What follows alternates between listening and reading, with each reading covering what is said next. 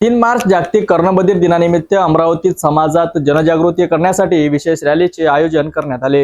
या रॅलीतून कर्णबधीर मुलांचे सामान्य जीवन घडविण्यासाठी कॉक्लिअर इम्प्लांट सर्जरीचे महत्त्व पटवून देण्यात आले। चला पाहूया सविस्तर रिपोर्ट। जागतिक कर्णबधीर दिनाचे औचित्य साधून धन्वंतरी रिहॅबिलिटेशन सेंटरच्या पुढाकाराने शहरात जनजागृती रॅली काढण्यात आली। नवजात बालकाच्या कानाची तपासणी त्वरित झाली पाहिजे हा संदेश देत पालक, विद्यार्थी व शिक्षकांनी यात सहभाग घेतला।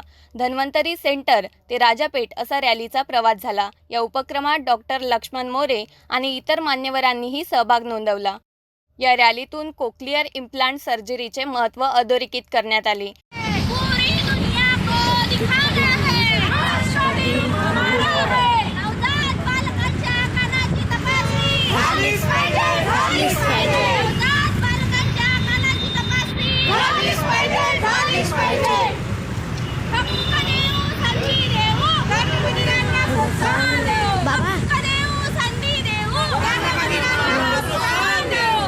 रॅलीत राम शिंदे, अमोल इंगोले, अमोल बानोडे, शुभम जुमडे, प्रशांत लांडे, भारती इंगोले, हर्षा काजळीकर, सुनीता टेकाम, माधुरी बानोडे, चित्रा घट्टी, मनीषाताई, पूजा खडसे, माधुरी डुकरे आदींनी उपस्थिती दाखवली।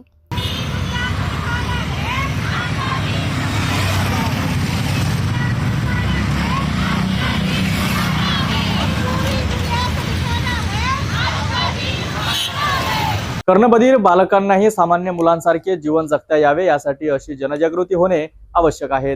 अमरावतीतील या विशेष रॅलीने नागरिकांना महत्त्वपूर्ण संदेश दिला। अशाच महत्त्वाच्या बातम्यांसाठी पाहत रहा सिटी न्यूज।